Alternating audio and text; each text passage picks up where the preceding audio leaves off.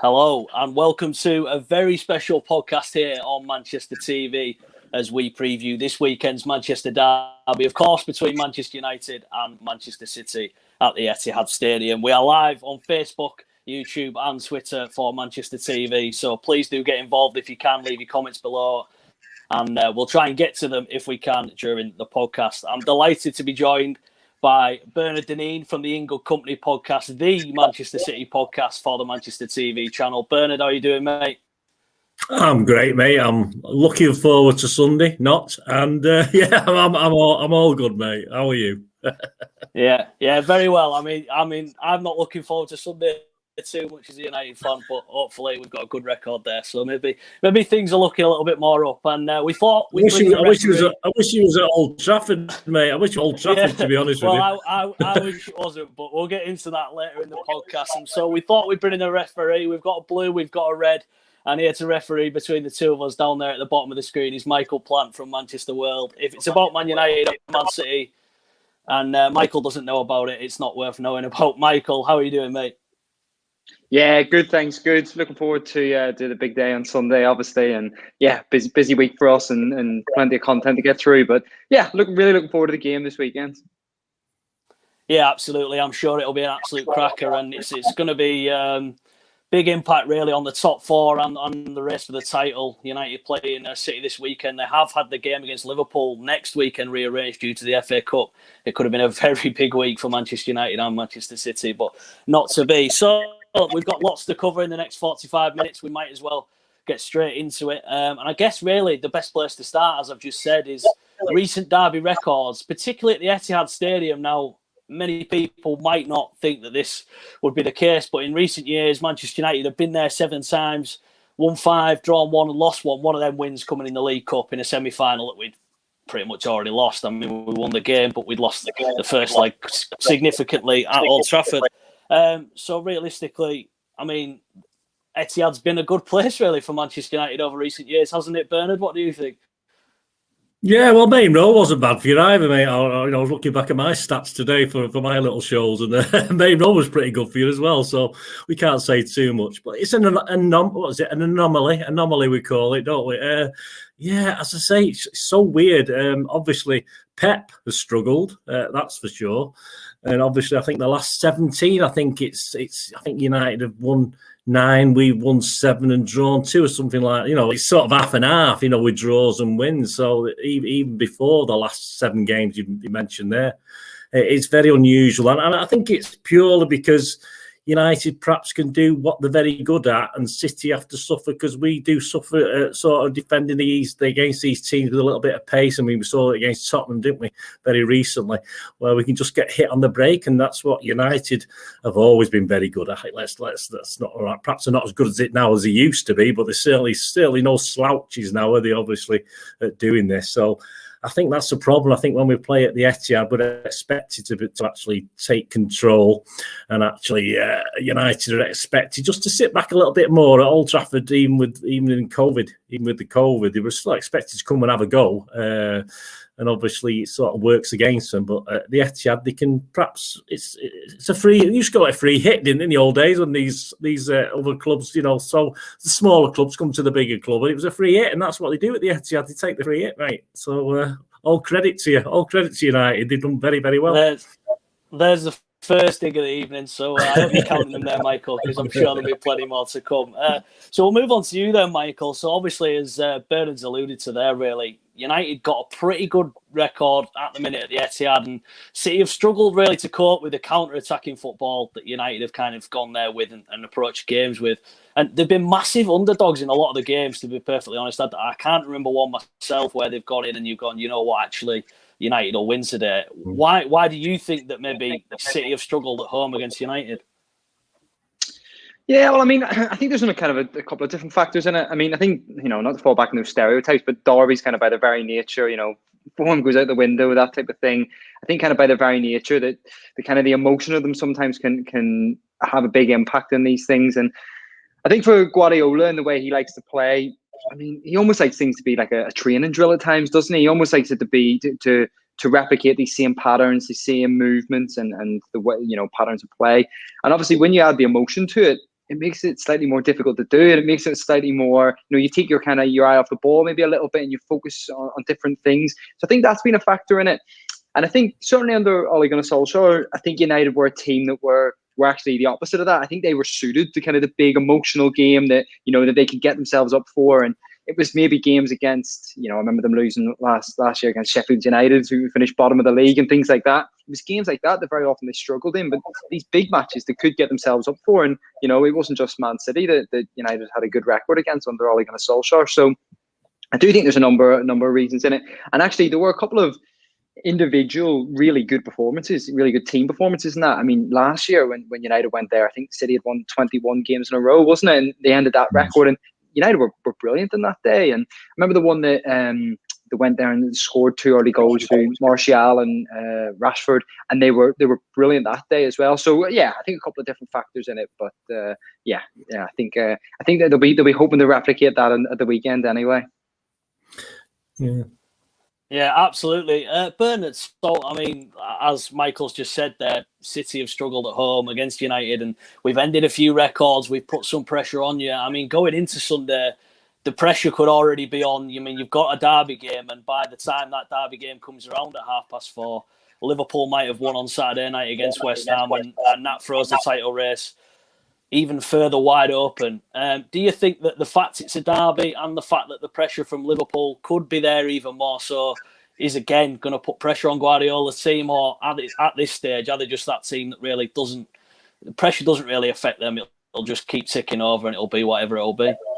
Well, I expect them to step up this game, to be honest. I mean, sometimes in the past few years, it's been, if you take, was it last season? I think we were 14 points clear at the time, and obviously you beat us and made it 11. So it was sort of not the same extent, was it? And as you say, I think Michael was alluding to it there, and Pep and perhaps the players don't perhaps take it as seriously as they should. But this is, we talk about massive must-win games. I mean, for United as well, this is very important if they ever want to hang on to that 4th spot, which is in date. The bookies don't fancy him at all. They still think Arsenal, even though we know Arsenal are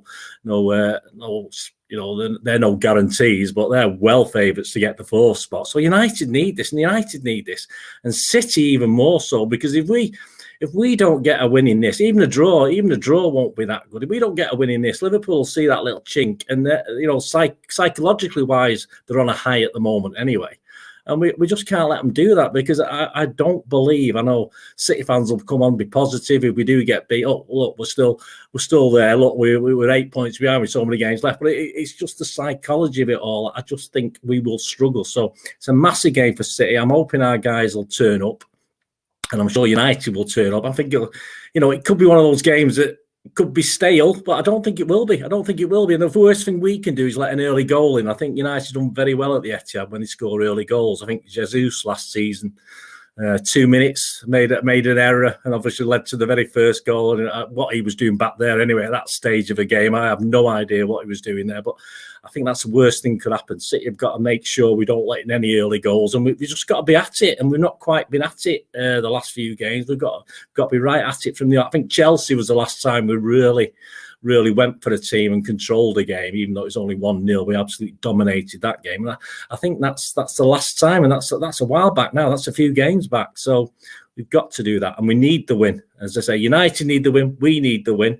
So it'll probably a 0-0 draw, but that's how it usually pans out. But I hope not, for one of our sakes anyway. Yeah, absolutely. I mean, like you say, it's a massive game for City, as it is for United, but particularly at the top of the Premier League, with how it could swing for Liverpool, who are on a massive high at the minute, like you say. So, the game earlier on in the season, the reverse fixture, maybe a little bit more of a happy hunting ground, Old Trafford at the moment. We're talking now about all this pressure and how difficult the game could be for City. I don't think I've watched a game of football where I've seen a team find it so easy against, in a derby certainly, but against any team. It was an absolute training session that day at Old Trafford. I think we had that result, and obviously the 5-0 against Liverpool so close together.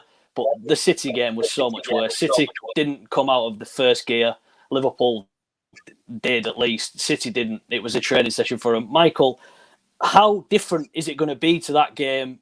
And obviously, City have got home advantage, but how different is it going to be to that game? And do you see it being anywhere near similar, because City were just streets ahead of United that day, and technically probably still are. But do you see it panning out anything like that? Well, I mean, I think you're right, certainly, about kind of your assessment of that game at Old Trafford. It was humiliation for United, really, on that day. That, as you say, City almost didn't get out of first gear, got to 2 goals, and thought, right, that's it now. We don't have to do any more. This is the game wrapped up, and it was a day where you almost felt sorry for Ole Gunnar Solskjaer, really, as he was kind of coming to the end of his stint as manager. In terms of Sunday, I mean, I'm very often going to go into games for City and I think, I don't give the opposition any chance. I really don't fancy them today. I don't think that is necessarily the case for Sunday. I don't go in and give United absolutely no chance. And, you mentioned the record of the last couple of years. And it is the type of game, oddly, I could suddenly see United getting themselves up for, getting everything together, and suddenly everything clicks. And it's just kind of the crazy things. It's something that it's the way it's been with United over the last couple of years, that they can get themselves up for these big games. In saying that, all the recent kind of form just does not point to a team who can go and play against a side like Man City and go and dominate for 90 minutes. It just doesn't. Nothing points to that they have the capacity to go and do that. I fully think that they could go there and play well for half an hour. I mean, even kind of maybe a half, 45 minutes. I cannot see them playing well and dominating really for any longer than that. Well, I'd be surprised anyway. So, I mean, to slightly contradict myself, while I did say that I think that I don't go into giving United no chance, I do think this is a game that probably, just given the fact that United can't dominate and can't see out games really, is why I think the City will win. And you do worry really if United don't show up as they are capable of doing, and City really get into the stride, that they could put a few goals past United. And I think Bernard's right as well. City actually, as well as they played over the last couple of months, the last maybe 3-4 weeks just haven't been quite at that level. And I think they'll want to have a really good display and a good performance at the weekend. Yeah, absolutely. I mean, it's a derby game, so of course any team is going to want to get one over on the rivals. And I just think in particular, you're saying there about United and trying to play well for 45 minutes, 30 minutes, they might go there and do that. They've not played well for 90 minutes all season, so I don't think they're going to start the Etihad Stadium on Sunday. I've been hoping all season for us to play well for 90 minutes, and we've had the odd 40 minutes here, the odd 45 minutes there, and it's just not happened. So I don't see it happening on Sunday. Whether or not we could nick a result, I mean, again, you just got to say and look at the form and think, well, of us at the Etihad, there's a chance. There's a chance there that we might be overlooked. We might be underestimated.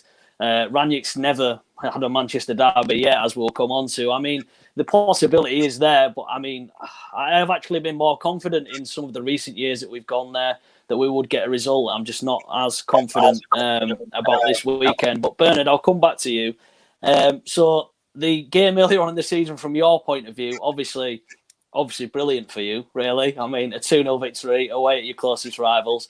Just how did you see it? And maybe then, how do you think that they're not going to necessarily transfer that back over to the Etihad when it was such a walkover for you earlier on in the season?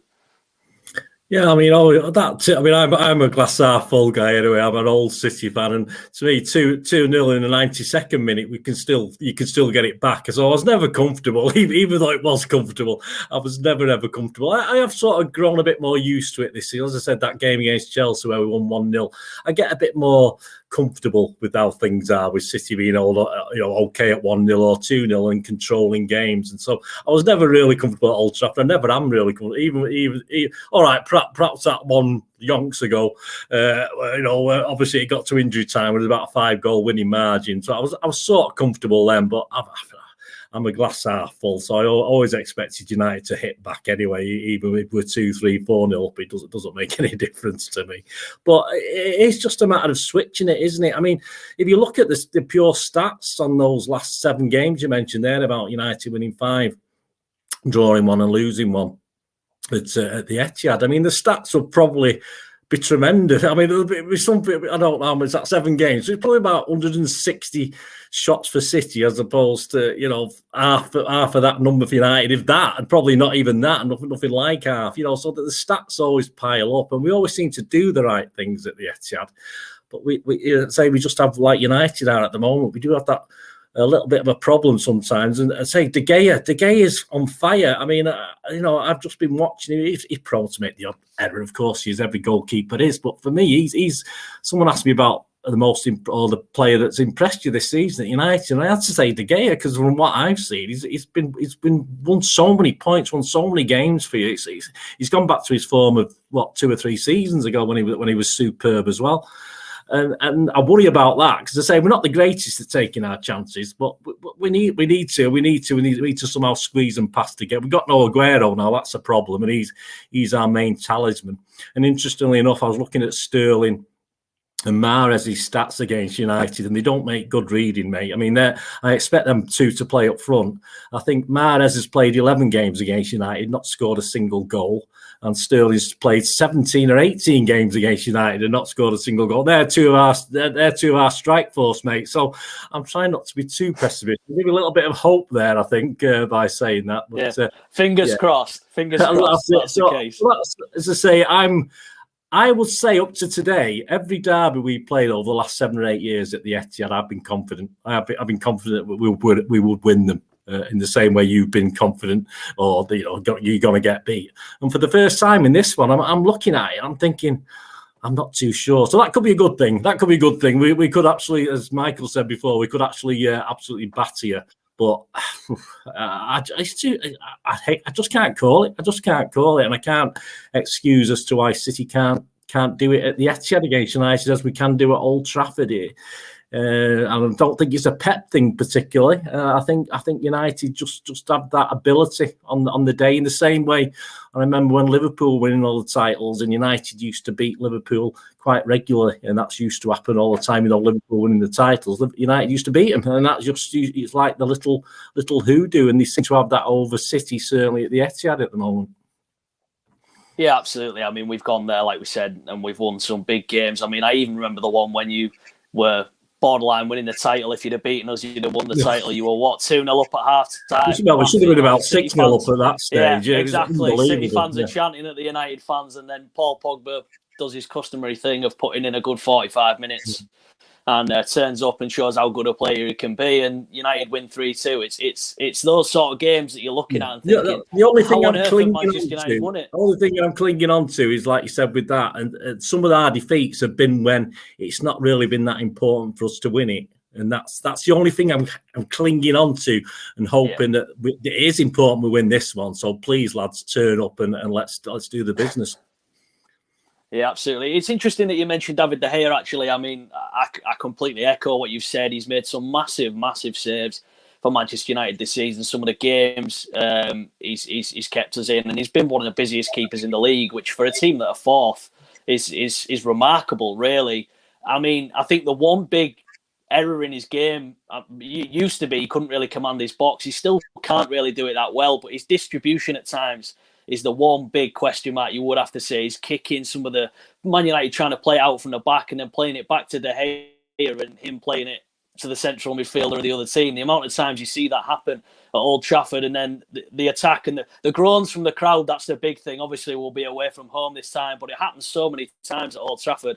So maybe there's a little bit of that element of the pressure's off away from home at the Etihad. You don't quite get De Gea plays a rubbish pass and into midfield. At Old Trafford, you hear 70,000 people going, oh, and you know that it's happened. At the Etihad, you don't hear the 3,000 Man United fans doing it. It's not happening. So I think there's maybe the pressure element there, certainly on players like De Gea, who, like I said, has been fantastic this season. But we'll move away from De Gea himself, and we'll go on to another player, none other than Cristiano Ronaldo. Now, a very, very interesting topic between these two clubs. Obviously, there's no guarantee that Manchester City were in for him in the summer. A lot of City fans would say that they probably weren't, and I don't think I would have. Bernard shaking his head. I probably don't think they were. Obviously, however, he may have ended up there, and yet he ended up back at Manchester United. Now, for me, as a 24-year-old, knowing that Manchester United were re-signing Cristiano Ronaldo, I couldn't help but get excited. Yes, he was 36 at the time, now 37, but he was my childhood hero and is one of the best players of all time. You think, brilliant, we've re-signed him, he'll score some goals. And yet I find myself now, at the start of March, and I'm frustrated week after week after week. We're in 2022. He scored one goal in about 10 games, I think it is. Most of them he's played the full 90 minutes or even 120 against Borough. And he's become a real element of frustration for me in this Manchester United team. Michael, you've watched a lot of Manchester United as well this season. What are your thoughts on Cristiano Ronaldo and kind of his inability to take chances at the moment? Are you in my camp where is he becoming a bit of a problem for Man United because we're almost too scared to take him off? You set me up for a fall there, aren't you? Yeah, listen, I'm kind of in your camp with that one, really. I think at the start of the season, Ronaldo. I mean, I when I cover a lot of matches, I kind of do player ratings, and I'll get to a lot of matches, and I'll go to think about Ronaldo and what he's done in the game. I think he's done nothing. He's done absolutely nothing all game. And there were a few matches earlier this season. I had him down to 4 or 5, and you know, Villarreal, start of the season. Atalanta in the Champions League, you know, these type of games. Next thing you know, he pops up, he scores the winner, and I'm going, well, I can't give him a 4 now. So, but I think that is the problem with him. I think at the start of the season, he wasn't doing a lot. He wasn't contributing a huge amount to the team, but ultimately he was popping up and scoring the winner. So you couldn't really. I was going to say you couldn't ask too many questions. I think you could ask the questions, but I think that was his defense, really. That ultimately, okay, he might not be contributing a lot to the team, but he's providing these game changing moments. As the season's going on, he's simply not providing them. He's simply not doing it at the moment. I mean, I think he's 1 goal in 10 matches at the moment. And when you watch him play, I mean, he looks really laboured at the moment. He looks as if he needs a break. He looks as if he needs, you know, almost like an international break to come around and give himself 2 weeks to get some fitness back in his legs or something. But and listen, he's obviously not going to get that as well. But I mean, for me, I've spoken about this quite a bit really with Ronaldo. I think that he is actively kind of impeding United at the moment. If I'm totally honest, I think he's slowing down attacks. I think the way he stands up front and he doesn't move about as much means that there's less space for other players to run into. I think that I think as well, I mean, if you have a big, strong centre forward where you think, well, okay, we'll get the ball out wide and we'll chuck a few balls into the box, he doesn't win a huge amount of headers. doesn't press, doesn't cover the ground. And all these things, as I say, when he scores a winning goal, you can't really question him, but he's simply not doing it at the moment. And I mean, if it was me, if I was Ralf Rangnick, and I know this is maybe a bit of an easy thing to say, if it was me and I was Ralf Rangnick, I would seriously think about going for a kind of false 9 and Bruno Fernandes this weekend at the Etihad, and almost trying to get them to replicate the kind of thing Harry Kane did there a few weeks ago and dropping deep and playing these passes out wide. Because I mean, you think about Harry Kane and the role he played at the Etihad a few weeks ago and how dynamic he was and how he dropped deep, he picked up these clever spaces and he played these balls out wide. I mean, can you imagine Ronaldo doing any of those things? He's just not capable of it at the moment. And sadly, at 37, I think finally, I think maybe his age is starting to catch up with him, and I think that I don't think it's a long-term partnership really for him and United, really, if I'm honest.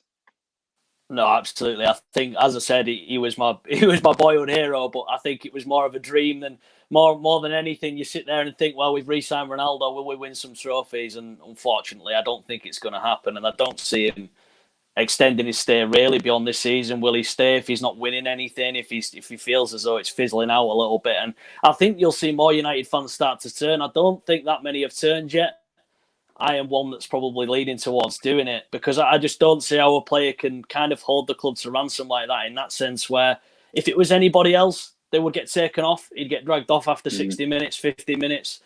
But because it's Cristiano Ronaldo, you leave him on. And yes, you take the argument at the start of the season that against Villarreal, against Atlanta, those moments of magic where it's like, yeah, fair enough, that's Ronaldo, the Ronaldo of the olden days.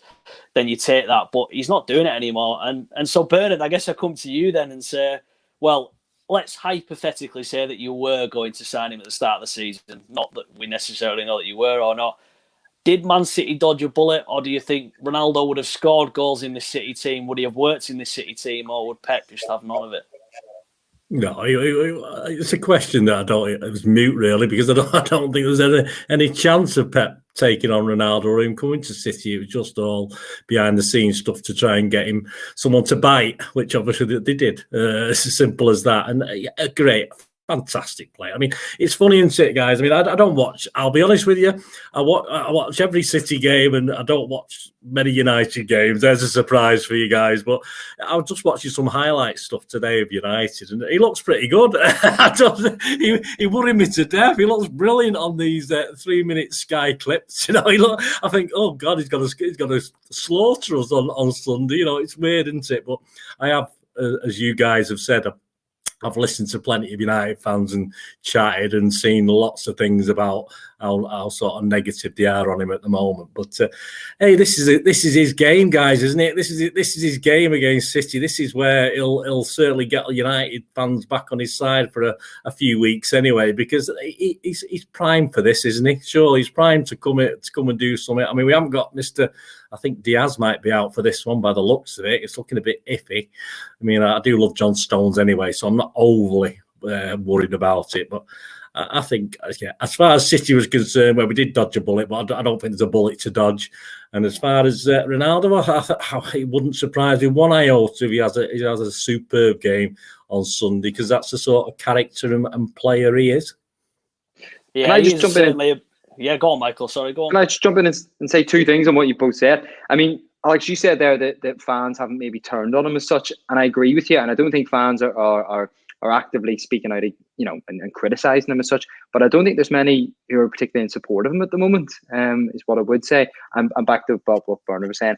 I agree with you entirely. There is absolutely no way that Ronaldo would have worked in Pep Guardiola's team. It's just, now you look at the fluid system that Pep Guardiola plays, where he doesn't play a centre forward and someone drops in and plays like this, and it's so intelligent and it's so flows so well. There's no way you could have a centre forward who's going to stand in the middle and not move in that type of system. I just don't think that was ever going to happen, really. Yeah, absolutely. I mean, I think ultimately Ronaldo's too selfish to play in a Guardiola system. He's not one of them people who's interchangeable. It's his way or no way, and that's the thing, Michael. Like you just said, he's basically holding us back by being the player that we can't take off, we can't change. We've got to keep Ronaldo up front, and that's how we've got to be. And ultimately, I think it is a shame, because obviously, look, he'll still be a United legend no matter what. But I think with some of the games he's played in this season, the first half of the Champions League run, I think that's maybe a way in for him. If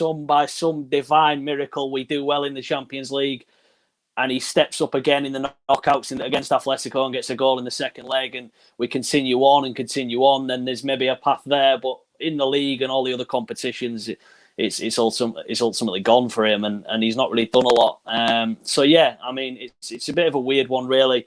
And like I said, I think he'll leave at the end of the season, and that'll be that. But I wouldn't be surprised to see him pop up. After all I've just said there, I won't be surprised to see him pop up in a big game like Sunday, and Bernard to be listening to them singing Viva Ronaldo at him for about 90 minutes. Other than that, but yeah, we'll move on then, Bernard, to someone who you've probably got a bit more of a keen eye on, and that's Jack Grealish, back from injury in midweek with a goal, a very well taken goal, albeit against Peterborough, but a very well taken goal nonetheless. And yeah, the £100 million player, the most expensive Englishman in history. What are your overall thoughts on him? Is this now his chance, the end of the season, as City go for all these trophies? Is this his chance to step up and be counted?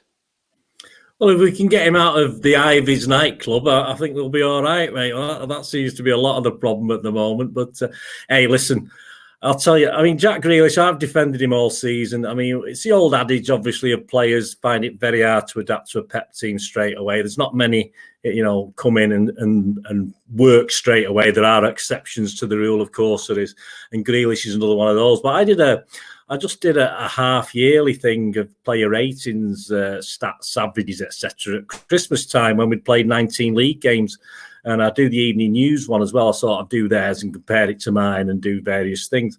And he was the evening news is number one on averages, so he wasn't doing too much wrong at that stage. And he was number two for me. So I've always banged the drum for Jack Grealish. I think Pep is asking him to play certain things. He's asking a lot of our players to play in positions that they're not 100% comfortable with, just to suit the team, just to suit what he wants to do. And Grealish is exactly the same. What he did against Peterborough, yes, against that sort of opposition, but that's where Pep wants him. That's what Pep wants from him eventually.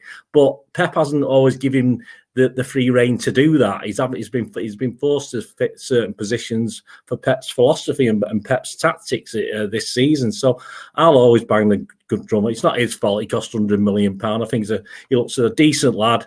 He's a great player, and I think next season, if everyone says, "Oh, we'll see a lot better from him," but I've been impressed. I'm quite happy with how he's performed this season, considering the circumstances he's come in. I've no qualms with Jack Grealish at all, and I think he will go from strength to strength.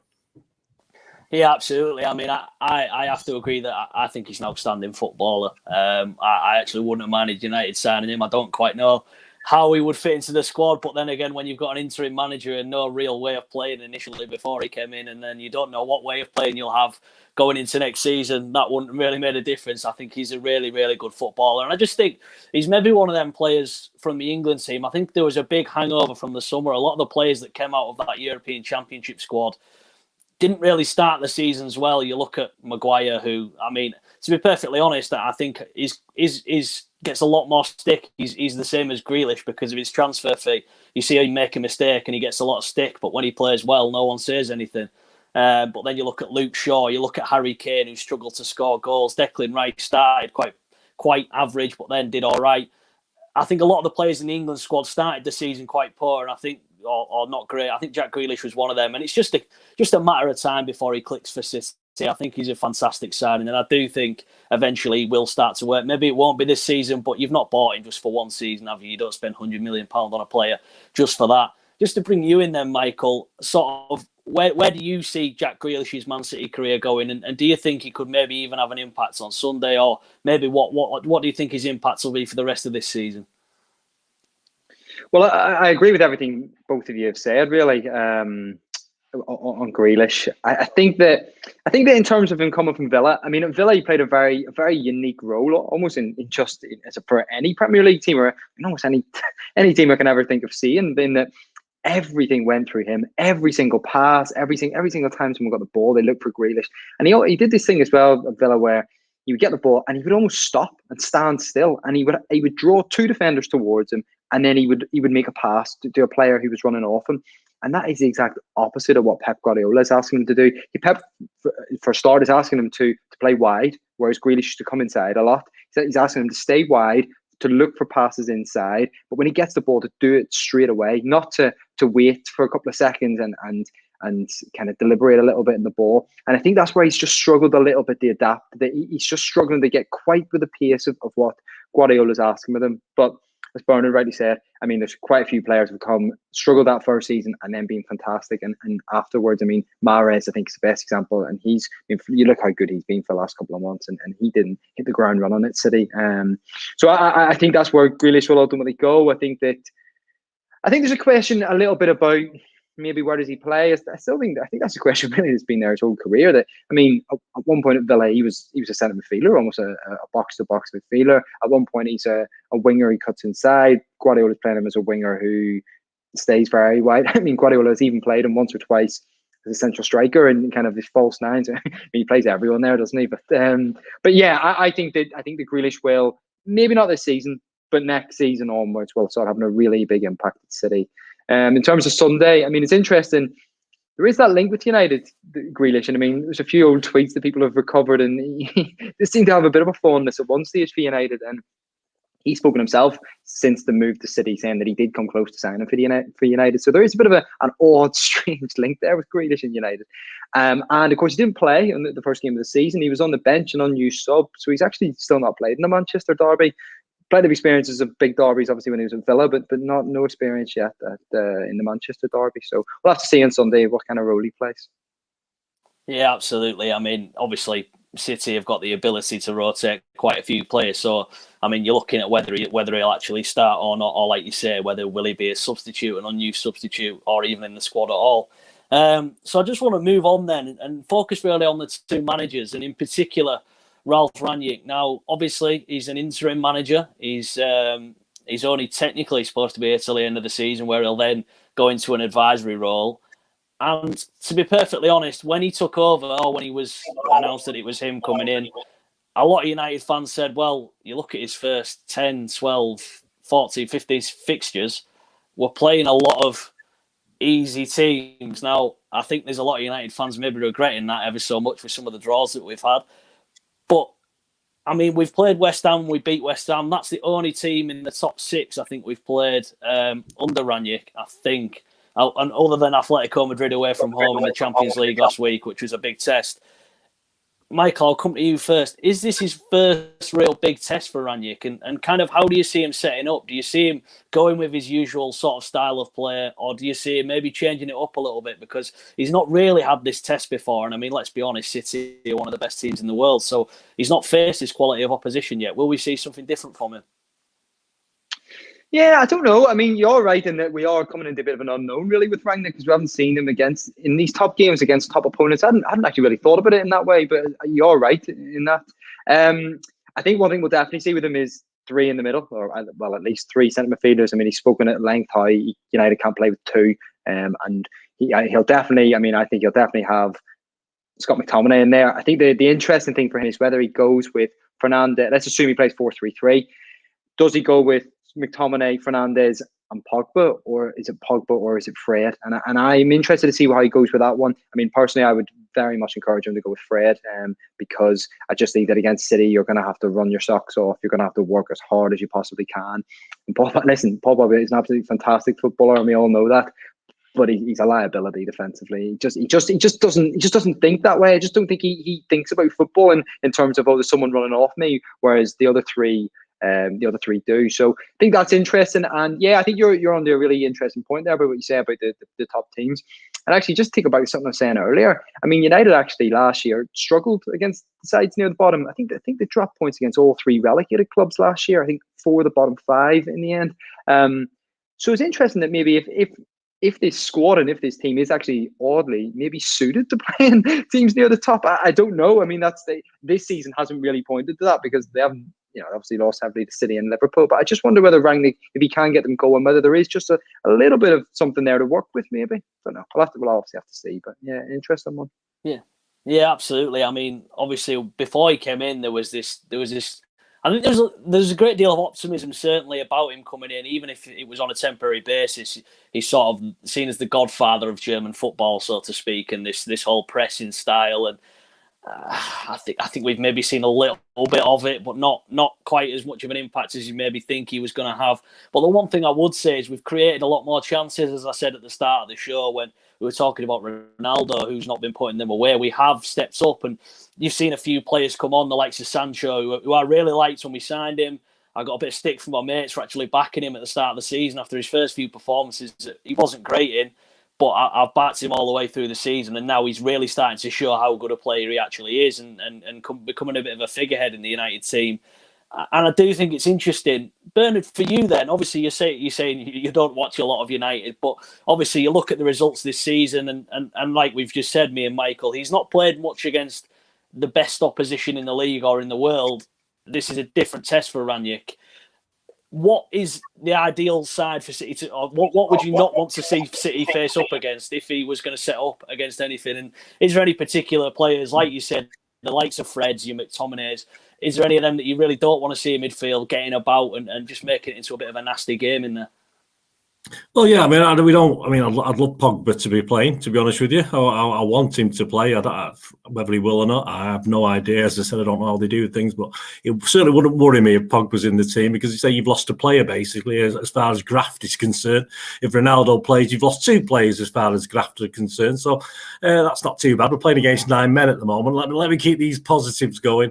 Rangnick, interesting, isn't it? I mean, I've read up a little bit about him. I think this is perfect for him. I think, he would have been at home getting his folders out, getting all his files out, looking at certain things. Looking at the game against Tottenham, for instance. That's a good blueprint to go with, isn't it? To beat City as well. Looking at how Tottenham did things and what's he got that he can do with that. And I think he'll love it. I think as I say, I don't particularly think it was a good decision for United to bring this guy in. I don't see the point of it in any reason whatsoever. I don't know why they brought him in as manager, but I think he'll thrive on it. That's another reason I'm not overly optimistic. I am, because in my heart says, yes, we're going to win this. But again, for him, I think he'll love it. I think he'll love the challenge. And as I say, I don't think he will play Pogba. If you probably won't play Pogba, and so if United put in the guys who are going to, the threads of this that are going to work and work hard, and find those little gaps in and around the back that we're prone to leave. As I said, we haven't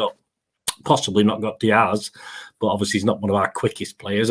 I just hope Pep doesn't drop Walker again. I mean, he seems to be dropping him all the time at the moment. I mean, if we don't put it this way, if Walker doesn't start, I mean, I'll just go home. I won't even bother going to the match. I think I'll just go for a drink and go straight home because obviously we're going to get stuck for pace. But yeah, I think Rangnick will love it. I think he'll love it. I think he'll love this. I think he'll love the challenge. I think Pep will love the challenge as well. But obviously, I think Pep will enjoy it. But yeah, I do worry. I think United fans might be a little bit surprised, but the trouble is, as I say, whether he wins this in the same way Ronaldo might have a worldie. Long term, it's not going to make a lot of difference, but short term, happy days. And yeah, I'm quite interested. I think for the neutral fan, I think this is a cracking game.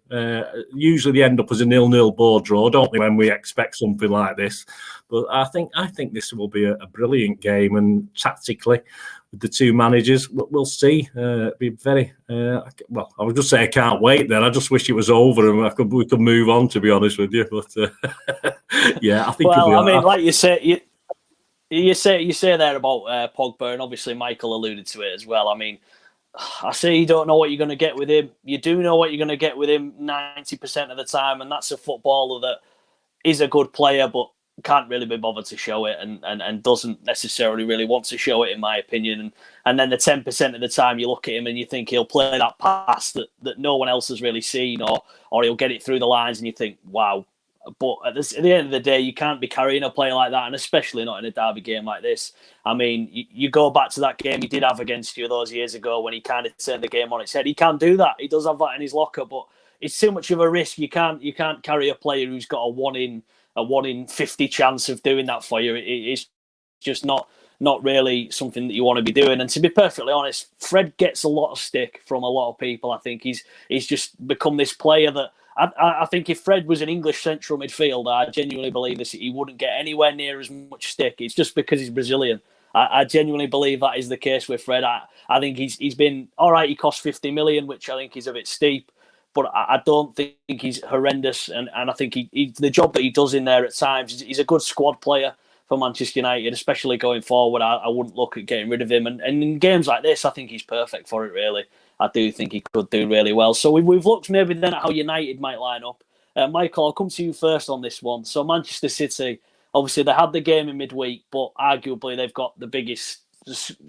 They've probably got 2 11s, really. They've got the biggest squad in the league. They had a game in midweek. How do you see them lining up? Obviously, are they going to take it to United at home, like Bernard was saying earlier on in the show?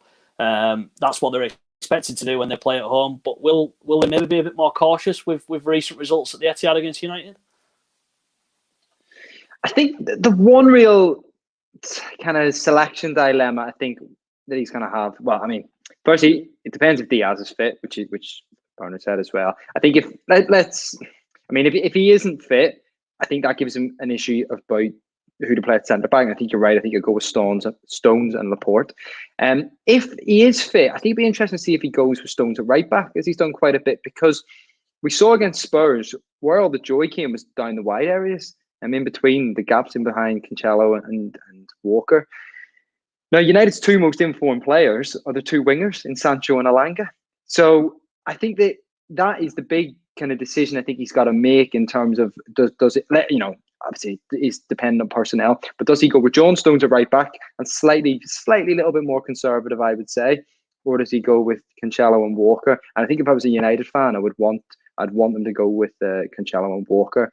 In terms of midfield, I mean, I suppose there's a little bit of a question mark about to play Gundogan. I mean, he had a little spell where he was out of the team there, and he's come back in, and I think he's just a great player, Gundogan. I'm sure you're in agreement, Bernard. But and then maybe the only other choice is kind of up front. I think Mahrez and Sterling will definitely start, and I think he'll start Foden as well. It's just kind of what way he puts them all in and kind of configures it. I expect to play Foden up front, Silva, De Bruyne in there with Rodri, and then that means that Gundogan will be on the bench. But at the same time, I would not be surprised in any way to see Gundogan start. I mean, the last thing you should do is try and guess Pep Guardiola's starting 11, because I do it every week and I never get anywhere close. So that's the last thing you should do.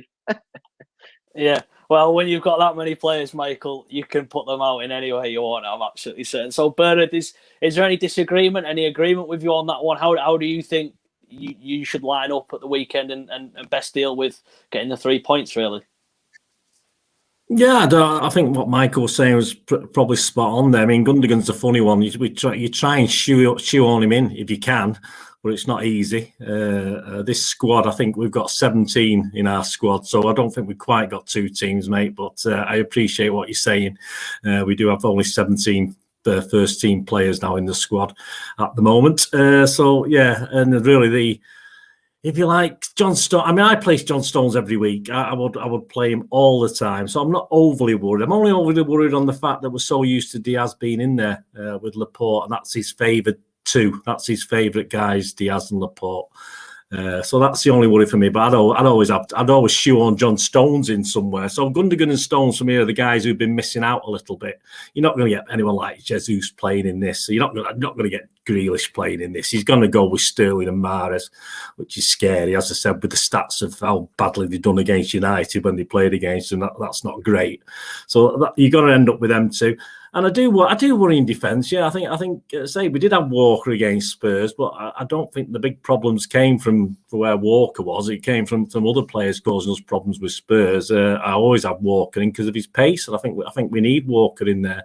So I would be a bit worried if Stones does play right back, but that's only because people say it's an experiment for the Champions League. But I don't want any experimentation with this, Pep. I just want a solid team, solid tactics, no messing about. Just get on with it. Just tell the lads to go out and do the business.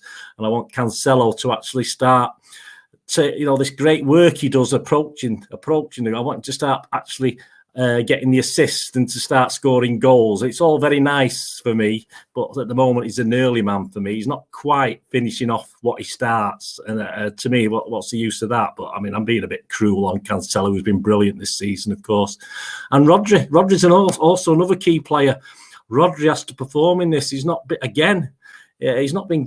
great. He was great the first half of the season. He was great up to Christmas time. But again, he's gone off a little bit, and we need Rodri to be at it in this. And United's midfield will cause him a lot of problems, and it's how he copes with it. Because I do like Rodri. I didn't like him particularly. Now I do like him a lot more. But yeah, so we need a lot of players to be at it, and obviously, I'm sure Pep will pick his best 11. And there's always one surprise, as Michael said there. I think I've got his team right once, I think, this season. In all the games we played, I think I've picked 11 out of 11 once all season. I've had a couple of 10s. So it won't be surprised me if Stones ends up at right back, as Michael says. But just play with what's worked. And if we haven't got Diaz, just stick Stones in and let's go from there. And hopefully the guys can... We've always had 3 or 4 players playing really well, I think, recently. I don't know if United are in the same boat, where you end up with 3 or 4 players really pulling it out, and the others sort of not strolling along, but not quite at it. And that's a problem with City. But you need both teams, United and City, need your key players to be at it. People like Rodri and Cancelo need to be at it. Otherwise, it'll end in disaster for us. And I think similar for United, I think it's just a matter of getting all the guys firing, isn't it? And all the guys up for it. And I think City have proved we are. City have proved, say, United struggle perhaps against the top 6, but City have proved that against the top teams, we seem to be able to be at it. And hopefully, fingers crossed, it'll be the same on Sunday. Yeah, I mean, like you said, you've gone through the team there, and it's a frightening opposition. I won't lie. It's something that you necessarily don't look forward to playing up against. And I just have flashbacks to standing in the Stretford end earlier on in the season and thinking, what on earth is this? This is horrible. This is absolutely horrible. We've been beaten 5-0 by Liverpool, and now this is just like I said, it's not great. It's not great. But I'll tell you what, it is now time for predictions. You said you can't predict Guardiola's starting 11, so we'll start with you, Bernard. You're laughing. Can we come to you for a prediction? What's going to happen in the game and a score prediction for you, please, mate? What's going to happen again? Well, I want it to be 0-0 longer than 2 minutes. I don't want it to be 1-0 after 2 minutes like it was last year, because I think if we go behind against United, it'll be an uphill struggle against any team. I think we do. Even Tottenham, we managed to get it back and throw it away, and I wouldn't be surprised if we do the same against United. As I said, I'm not the most. This is the least confidence I've been of an Etihad derby for a while, to be honest with you. But I know if we do, I know if our players play to the best, we will win this, and it could be comfortable. But score prediction. What's dead on score prediction? Yeah, my heart's saying 3-1 to City, but it wouldn't surprise me at all if it's the other way around. Oh, so you are throwing it out there. 1 with United, 3-1 United. Well, I wasn't expecting that from you, Bernard. Michael, obviously you're the man who's been and seen a lot of both this season, not just on one side like we both have. What are you expecting to see on Sunday, and obviously a score prediction from yourself as well? I'm expecting United to play well in spells and to have periods where they're good, but not be able to maintain it over 90 minutes. I think that's probably the safest prediction you can have, really, because it's been every game for the last 3 months. So, yeah, that's what I'm suspecting or expecting, and I think that it will be City will win by at least 2 goals. I'm going to say 3-1 as well. To be honest, I'm just going to copy what Bernard said. No, I'm going to go 3-1. 3-1 City. I think United will get a goal, but I think that City will overall win and be relatively comfortable. Is that a blue shirt on? I can see underneath your hoodie there. Is that what that is? I can see a blue shirt on underneath there, Michael, I think. No, I mean, look, it's a tough game. It's always a tough game. It's a derby, and there's no two ways about it. I don't think anyone likes them that much. As much as we beat our chest about them and say it's a derby, it's a big game, they're awful to lose, and no one wants to lose. And especially in the second half of the season, at least in the first half of the season, you've got to play them again, and there's still a lot more points to be played for. This one has a lot more riding on it. The ramifications for the top 4 in the title are absolutely massive. So for both teams, it's a huge game. I think for me, again, I agree with you. I think if we can score early, like Spurs did, like we did when we won there last season, if we can get a goal early, get the crowd against City, get them a bit riled up, and have the United fans singing, I can see us winning if we get that early goal, and I do fancy us to go on and maybe get a 2-0, maybe get another one on the break and do 2-0. Like Bernard says, they've not put the chances away. I mean, I've not seen that. Whenever I've watched you, Bernard, you've looked absolutely brilliant. But I mean, maybe I'm watching the wrong team. But yeah, I think maybe it could be 2-0 to United. So I think my heart's telling me 2-0 United. My head fancies telling me that it's going to be a ball draw, a 0-0. I don't want to curse it or anything like that, but I just think that's two sides that are very petrified to lose, don't want to lose. I know City will more than likely go out for a win, but I could see a 0-0 like we saw behind closed doors last season, which is a bit of a non-event, really. I could see that, but I'm hoping that we get out and get that early goal and can put 2 past them. But we'll wait and see. Obviously, Sunday, 4:30 is the kickoff time. And yeah, a big game for both clubs.